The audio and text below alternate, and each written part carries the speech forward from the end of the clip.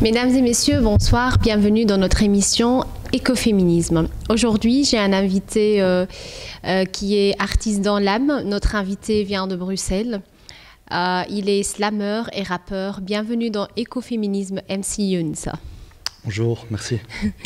Donc, MC Younes est un ancien rappeur et slammer. Il a été influencé par des poètes de la rue pour défendre des différentes causes et pour restaurer la paix dans le monde. Est-ce que tu peux nous parler de ton parcours ?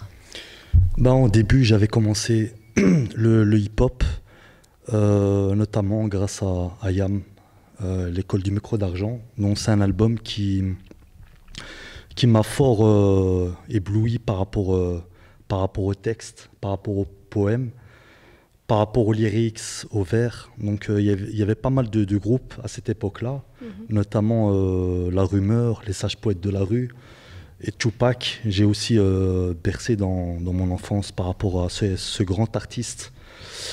Et donc voilà, j'écoute encore du old school jusqu'à présent et j'aime bien. D'accord. Vous avez fait un passage du rap au slam. Pourquoi ? J'ai fait 15 ans de rap, donc j'ai beaucoup j'ai beaucoup de bons souvenirs. Pourquoi ce changement ? C'est parce qu'à un moment donné, le rap, ça demande quand même pas mal d'énergie, que ce soit au niveau de la scène, que ce soit au niveau du studio d'enregistrement. Et en même temps, je voulais goûter à autre chose, parce que le slam c'est un autre univers. Il n'y a pas vraiment de différence entre le rap et le slam, à l'exception de la musique. Donc il n'y a pas de son, il n'y a pas d'instrument. D'accord. J'ai plus de DJ avec moi, donc c'est moi et mon texte, au fait. D'accord. Et c'est un choix personnel. Je voulais goûter à autre chose et j'aime bien le... Cette nouvelle tendance de slam chez les jeunes, est-ce que c'est l'influence d'une culture anglo-américaine ou c'est parce que le slam, c'est un mouvement qui va avec la jeunesse maintenant dans un monde où on a beaucoup de problèmes, on a la guerre, on a une crise de pauvreté, une crise de réfugiés, on a aussi l'environnement, donc le réchauffement climatique. Donc, on a tellement de problématiques dans le monde où on a besoin de parler, d'écrire et de lire ces écrits. Est-ce que le slam va avec cette tendance, en fait ? Oui, bien sûr. Donc, comme vous avez dit tout à l'heure, par rapport à l'influence, par rapport à l'origine du slam, effectivement, le slam vient des États-Unis. Comme vous savez, le slam, c'est aussi une dérive, parce que le slam en anglais, ça veut dire claquer. Donc c'est un mot qui a été fort utilisé à l'époque, même lors des matchs NBA, lorsque Michael Jordan montait en puissance, il driblait ses adversaires. On entendait souvent slam dunk, slam contest, et justement par rapport au contexte de la poésie urbaine. Donc le slam, c'est plus un genre d'impact des mots par rapport aux vers, par rapport aux lyrics. Et justement, ça charme plus ou moins le texte en lui-même par rapport à l'écrivain, comment il a écrit son texte. Par rapport aux influences des jeunes, beaucoup de jeunes, ils ont besoin de s'identifier par rapport à leur vécu, par rapport à leurs parents, par rapport à leurs mauvaises expériences. Et c'est vrai que le slam, comme toute autre discipline de la musique ou du sport, c'est un très bon moyen de communication.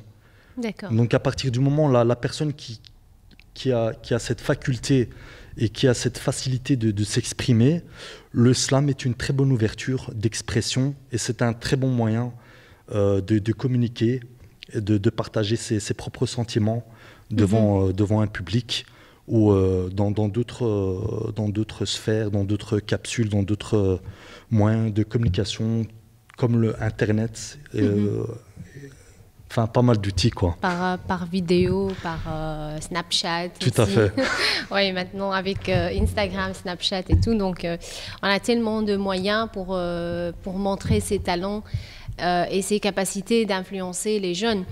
Est-ce que le monde du slam t'a choisi particulièrement ou tu l'as découvert par toi-même ? Au début, au fait, j'avais découvert le slam, notamment grâce à Grand Corps Malade que tout le monde connaît, Ouais. notamment Abdelmalik, qui est aussi un ancien grand rappeur de NAP. Donc lui aussi, il a fait un chouette passage dans le monde du slam. Mais il y a aussi d'autres plateformes ici à Bruxelles, notamment les arts urbains. Ouais. Vous avez aussi la maison communale de Scarbeck, qui font pas mal de scènes de slam. Donc par curiosité, j'ai découvert ce nouveau monde de slam, où j'ai découvert pas mal d'artistes qui ramènent quelque chose d'intéressant au niveau des lyrics, au niveau de leur expérience. Et franchement, lorsque j'ai goûté à cette première scène, j'ai eu beaucoup de joie à m'exprimer. J'ai pas eu de difficulté étant donné qu'avant j'ai fait du rap. Donc pour moi c'était un nouveau monde. C'est un battle en fait. C'est une genre ça existe. De concurrence, enfin un genre de. Oui, il y a de la compétition. Compétition. Il y a notamment peut-être qu'il y a des battles. Hein. On a envie d'être meilleur que le meilleur slammer. Le meilleur slammer. De la commune. Tout à fait. on a envie de prouver qu'est-ce qu'on vaut sur scène. Mais à chaque scène, on se serre tous les mains. On est tous des potes. On est comme des frères. Il n'y a pas trop, il y a pas de rage, il n'y a pas de haine entre slammers. Ça n'existe pas au fait. Il y a beaucoup de respect entre artistes. Ah, c'est chouette. Et en fait, par rapport à l'écriture du texte, on revient pour les textes et on avait dit que le slam est influencé par une culture anglo-américaine. Si on compare la langue anglaise et la langue française, on le sait bien, la langue anglaise, elle a beaucoup de rythme et c'est pour ça que c'était facile d'avoir des rappeurs anglophones parce qu'il y a toujours le rythme, il y a toujours ce qu'on appelle le stress, les syllabes et the rhymes. Est-ce que c'est la même chose en français, comme la langue française n'a pas de stress et de rhymes, est-ce que c'est compliqué d'écrire des textes pour le slam? Non, pas du tout. Déjà, l'anglais, enfin, par rapport à la culture américaine, on sait tous que la base en lui-même vient de là-bas. Comme dans le rap, dans les ghettos de Harlem, du Bronx, on sait très bien que l'hip-hop vient de là-bas et on leur doit beaucoup par rapport à ce cheminement et ce parcours. Par rapport à la langue, moi je trouve que toutes les langues sont riches et c'est toujours intéressant de faire un genre de compétition où on pourrait réunir tous les artistes du monde entier et faire un genre de découverte par rapport à la langue. Mais par rapport à l'inspiration de l'écriture du slammer, au fait, il n'y a pas de secret. À partir du moment où vous voulez débattre sur un thème qui vous tient à cœur, il faut des recherches. Il faut lire des livres, des journaux, s'inspirer, demander à des personnes qui ont des compétences, des connaissances par rapport à des thèmes. Je ne peux pas aborder un sujet que je ne connais pas. J'ai vraiment absolument besoin de l'inspiration. Donc je dois connaître le thème et étudier et aller en profondeur par rapport au thème avant d'aborder le sujet. Et comment tu écris tes textes? Le choix des textes et ton inspiration, c'est un moment de de réunion avec l'univers dans lequel tu te plonges pour un certain moment pour écrire des textes, ou comment ça se passe en fait? Mais déjà, faut que le thème m'accroche. Aujourd'hui, à l'heure actuelle, il y a quand même pas mal de problèmes à travers le monde, que ce soit au Proche-Orient, que ce soit en Afrique, par rapport aux élections, par rapport au mécontentement de la population belge par rapport à l'infrastructure, que ce soit au niveau des impôts, que ce soit au niveau des taxes, par exemple.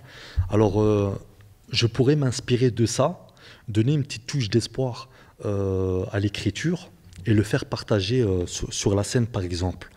Après, c'est toujours bien qu'un artiste touche à plusieurs sujets de conversation, histoire d'embellir et histoire de donner pas mal de choix à la personne qui écoute. Mais après, chaque slammer est libre de s'exprimer à sa manière. D'accord. Et il y a plusieurs sujets, il y a plusieurs thèmes, il y a plusieurs façons d'exprimer la chose en lui-même. Et est-ce que vous êtes sensible aussi à des sujets comme l'environnement, l'égalité homme-femme, comme l'indique notre émission en fait? Bien sûr, mais par rapport au thème de écoféminisme, la première chose que je pense, c'est ma mère. Ouais. C'est ma mère, comme toutes les mères du monde, parce que pour moi, c'est avant tout le respect, c'est aussi l'éducation, et c'est aussi la base de tout, parce que sans notre maman, on n'est rien. Donc je pense que par rapport à ce thème-là, automatiquement, je me réfère par rapport à mon cheminement et d'où je viens. Et c'est important de ne pas oublier ça. Absolument. Et la terre aussi, c'est comme notre mère qui nous protège, qui nous donne tout. Et on est aussi conscient de la responsabilité de protéger l'environnement. Est-ce que dans votre parcours et dans votre cheminement, vous visez les jeunes? À quel moment vous voulez, par exemple, inspirer les jeunes, les inspirer à se libérer, à écrire, à être sur la scène et à exprimer leur engagement par rapport à des sujets comme ça? Aujourd'hui, il y a plusieurs plateformes dont il y a pas mal de slammers qui sont quand même compétents, connus par rapport à cette démarche. Je pense notamment à Manza, à Maki, à Lisette Lombé, à Joy. Enfin bon, la liste est longue. Et au fait, pourquoi je vous parle de ces personnes-là, c'est parce qu'il y a pas mal d'activités, il y a pas mal d'ateliers d'écriture de slam qui sont en cours et qui sont aussi fort sollicités et fort demandés. Comment ça se passe? Récemment, j'ai été appelé sur un projet qui me tenait à cœur. Donc c'est Tada Toekomst. Donc c'est une infrastructure qui à la base vient de la Hollande, où ils réunissent des enfants entre 9 à 13 ans, et c'est tous les samedis. Et au fait, tous les samedis, il y a un thème. Et j'ai été appelé à donner cours de poésie à des enfants entre 9 et 13. Et j'ai été avec un ami, Akkad, le gardien de monde perdu, un grand artiste que je respecte beaucoup. Donc on a été deux à représenter le slam, notamment 2 personnes qui ont donné des cours de contes et de rap. D'accord. Et ça a été départagé sur plusieurs parties. Parce qu'il y avait trop d'enfants, on avait besoin d'avoir des classes entre 6 à 8. Et là, on a donné des cours de slam à des enfants. Mais ce qui est bien avec les enfants, ils ont toujours des questions à poser. Un enfant, c'est comme une boîte à recherche. Donc tu lui parles d'un truc. Google. Tout à fait. Tous les 2 minutes, il va lever la main, il va poser une question. On a eu la même chose, des mêmes genres de situations. On les a eu avec les enfants et on leur a donné des petites techniques. Mais vraiment, on leur a demandé des petits textes de 4 vers. D'accord. Donc on a fait l'expérience avec eux. Ça a marché. Il y en avait qui étaient doués, d'autres moins. Donc on les a un peu aidés, on les a soufflé. On a soufflé des petites réponses dans leurs oreilles. Et franchement, j'ai eu une chouette expérience par rapport aux enfants de Tada. Et donc voilà. Ok, c'est magnifique comme expérience à partager avec les enfants. Et c'est aussi un autre moyen, comme tu avais dit, d'ateliers d'écriture et pour encourager les jeunes à se libérer, à exprimer leurs ressentiments.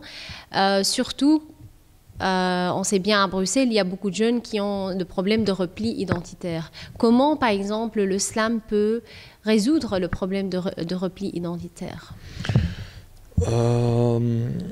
Déjà, c'est une bonne question.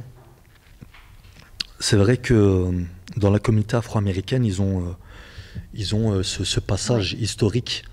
Et on n'oublie pas parce que c'est quand même assez important vu qu'il y a eu des grandes personnalités comme Martin Luther King, Malcolm X. Et justement, le rap est venu juste après parce que les jeunes avaient besoin de s'exprimer à partir de cette plateforme qui était le hip-hop.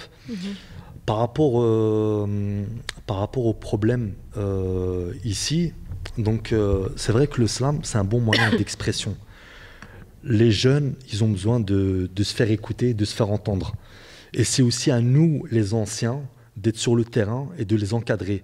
Parce que les jeunes, ils ont besoin d'anciens, les anciens, ils ont besoin de jeunes. Parce que les jeunes d'aujourd'hui, c'est l'avenir de demain. Ils ont des rôles importants et c'est important qu'ils soient bien encadrés. Et qu'ils ont Donc vous faites du mentoring, en fait. Vous jouez le rôle du mentor. Oui, tout à fait. C'est aussi un bon moyen de coaching, d'être derrière eux, d'être à leur écoute et de les encadrer dans plusieurs cheminements. Ça peut être le slam, ça peut être l'éducation, ça peut être l'enseignement, ça peut être le sport. Donc on essaie de faire la danse. Tout à fait, tout à fait. Ok. Donc, vous avez parlé de certains ateliers dans des écoles. Est-ce qu'il y a beaucoup de slammeurs qui se déplacent dans des écoles à Bruxelles, c'est ça? Oui, tout à fait. D'accord. Tout à fait. D'ailleurs, j'en ai cité pas mal tout à l'heure. Mais comme je vous ai dit, c'est vrai que la langue française est quand même assez riche. Bien sûr. Et il y a des écoles, il y a pas mal de lacunes par rapport à la jeunesse. Et on organise même des tournois de slam. Donc, il y a des tournois de slam. Et chaque année, il y a des jeunes, ils partagent cette expérience. Et on peut les découvrir à travers cette plateforme, des nouveaux talents par rapport à leur écriture. Mais le slam, c'est aussi une ouverture pour autre chose. Ça peut être le théâtre, ou alors ça peut être carrément écrivain de textes, écrivain par rapport à des livres, pourquoi pas. D'accord, ouais. Donc c'est, je veux dire, un genre de musique qui est vraiment, qui a des facettes multiples, comme le théâtre, le chant, l'écriture, l'improvisation aussi, parce qu'il y a des ateliers d'improvisation, ce qui est vraiment extraordinaire pour les jeunes qui apprennent le français et qui veulent vraiment perfectionner leur expression orale. En ce qui concerne le slam, parce qu'on revient vers la langue française, vous m'avez dit qu'il y a différents types de slam. Il y a le slam où on utilise le langage familier, et il y a le slam où on utilise le langage poétique. C'est quoi la différence? Et est-ce que c'est le slameur qui choisit son propre texte? Oui, tout dépend. Au fait, sur une scène de slam, vous pouvez avoir une dizaine d'artistes, une vingtaine, tout dépend. Et c'est vrai que chaque artiste propose quelque chose des trucs intéressants et des concepts différents. C'est-à-dire que vous pouvez avoir du slam poétique, vous pouvez avoir du slam qui parle que de la politique, du slam beaucoup plus hardcore, du slam comédie. Donc un artiste peut venir avec un slam original, personne s'y attend, et du coup à la fin de son slam il y a tout le monde qui rigole. Donc en fait tout dépend de chaque artiste. Après, le slam c'est quand même une discipline assez discrète, donc il n'y a pas vraiment on parle pas en répétition à la télévision de slam. Oui, c'est vrai. C'est un peu discret. Au fait, faut vraiment se renseigner par rapport aux plateformes sur Internet, sur Facebook, ou alors de bouche à oreille, comme à l'ancienne. Souvent, c'est comme ça. Ça se fait dans des petites salles, ça se fait dans un petit café, et souvent, c'est dans la joie, dans la bonne humeur. Et c'est plus des centres de rencontres. On découvre des artistes. Mais la plupart des slameurs, ils ont souvent cet aspect ils sont simples, humbles, et ils ne se prennent pas la tête. D'accord. Vous avez parlé de votre parcours et vos concerts dans le monde et en Europe particulièrement, où vous étiez à Marseille, un peu partout. Quelle est la différence des slameurs en Belgique et en France? Est-ce qu'il y a une certaine différence de point de vue public, de point de vue poétique, etc., entre le slam belge et le slam français? Déjà, la différence entre la France et la Belgique, déjà, c'est deux plateformes différentes. À savoir que bon, la Belgique, elle est aussi divisée en deux par rapport à la communauté flamande et wallonne. Mais c'est vrai que on est vraiment inspiré par rapport à la culture française, vu qu'on a la même langue. Et par rapport à cet état d'esprit par rapport au slam, c'est vrai qu'en France, ils sont vraiment avancés par rapport à l'organisation, parce que depuis très longtemps, ils sont dedans. Et souvent, il y a des concours de slam poetry, des concours de battle. Mais il faut vraiment être fort pour participer à ce genre de compétition. Il y a des festivals, en fait, en Oui, France. tout à fait, tout à fait. Je sais qu'il y en a un à Paris, à Nantes. C'est super bien organisé. Donc voilà, c'est intéressant. D'accord. Est-ce qu'il y aura peut-être un festival de slam à Bruxelles ? Est-ce que les slameurs en Belgique, ils veulent peut-être se lancer dans cette optique et lancer un festival où on encourage les jeunes à participer et faire partie d'un battle, quoi? J'utiliserai pas le mot festival parce qu'il n'y a pas un festival qui est dédié que pour le slam. Mais souvent, dans d'autres infrastructures, que ce soit au niveau de la musique, de la chanson française, ou par rapport au rap, par rapport au breakdance, ou par rapport à d'autres infrastructures, c'est vrai que de temps en temps, ils invitent 1 ou 2 slammeurs pour l'ouverture d'un festival. D'accord. Dans cette optique, oui, ça peut le faire. De temps en temps, il y a aussi les arts urbains qui organisent des concours chaque année pour élire le meilleur parolier urbain organisé par la communauté française. Par rapport et ça, oui, donc chaque année, il y a des concours. Je crois que c'est une histoire de 15 artistes qui sont sélectionnés. Et ensuite, il y a des prix pour le premier, le deuxième et le troisième. Et chaque année, il y a cette compétition en fait, entre slameurs. D'accord. Et quel est ton rêve en tant que slameur dans ton parcours d'artiste? Est-ce que tu as un objectif, un rêve à réaliser ou un jour tu lanceras vraiment je sais bien que tu as un album pour le moment, donc tu es bien lancé dans le slam, mais est-ce que tu as vraiment des objectifs, des ambitions pour le slam, en particulier en Belgique ou dans le monde? Moi, par rapport au rêve, moi j'ai qu'un seul rêve unique, c'est la paix dans le monde. Pour moi, c'est ça le rêve. Après, vous avez aussi l'enseignement dont nous avons abordé depuis le début de la conversation. C'était par rapport aux jeunes. Donc moi, étant donné que je fais de la scène, j'aime bien aussi enseigner aux gosses, aux adolescents, parce que c'est aussi la priorité par rapport à cette discipline qui est le slam. Donc c'est de continuer à donner des cours, que ce soit dans des écoles, que ce soit dans des maisons de jeunes, dans d'autres structures.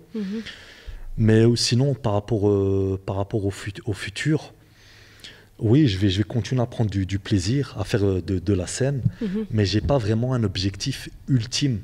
Moi, mon but, c'est pas de sortir des albums de slam, c'est juste de continuer, de découvrir d'autres artistes, et pourquoi pas faire des voyages dans les 4 coins de la France, et pourquoi pas au Québec. Je sais que là-bas aussi, il y a une grande plateforme assez intéressante, et c'est fort demandé.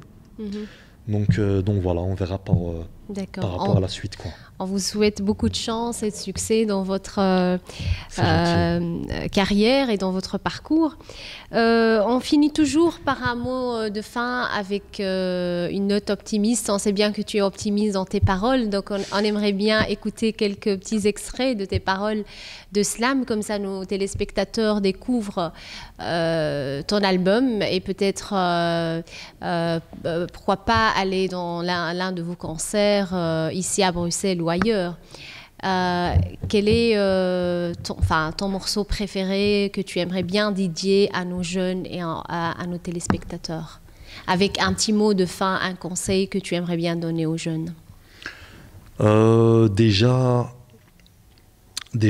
par rapport au thème, c'est par rapport à mon identité, par rapport à mon parcours, par rapport au cheminement de mes parents quand ils sont arrivés la toute première fois en Belgique, à l'intégration.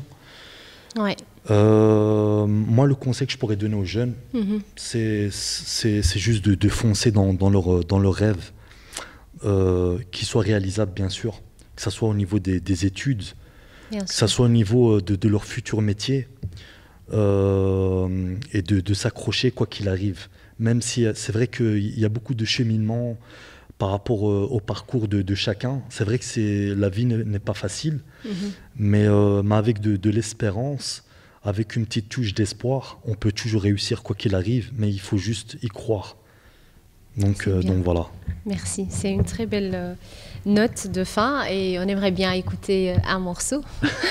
Oui, si vous voulez bien. Pas de souci.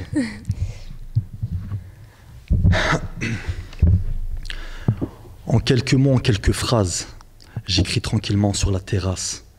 Quoi que tu fasses, je me fonds dans la masse. Pointer du doigt le Hamas. Encore une fois, c'est le peuple qui ramasse. Je me pose à l'aise, le vent qui me caresse. Un bon verre de thé qui apaise. Tu connais mon blaze, pas besoin que je te rappelle. Besoin d'un rappel. Tape le bon numéro, je répondrai à ton appel. Je manie le mic, le Satan manie le mal. Réveil brutal, homme animal, changement radical. Ça fait mal, le slam, ma source d'inspiration. L'écriture, ma rage et mon moyen d'expression. Fait tourner le son de BX en Namur et faire qu'un avec l'eau pure. J'impose le style textuellement comme la qualité du textile et non la quantité des débiles. Respectons nos consignes, ne jamais dire jamais, car on sait jamais. On est comme on est et comme Dieu nous a fait. Du présent à l'imparfait, assume tes propres faits sans rentrer dans l'excès. Être carré, soigner ses caries. Soigne ses caries. MC Younes, merci pour l'invitation. Merci et bonne soirée et bon appétit et à bientôt. Merci à vous. Merci.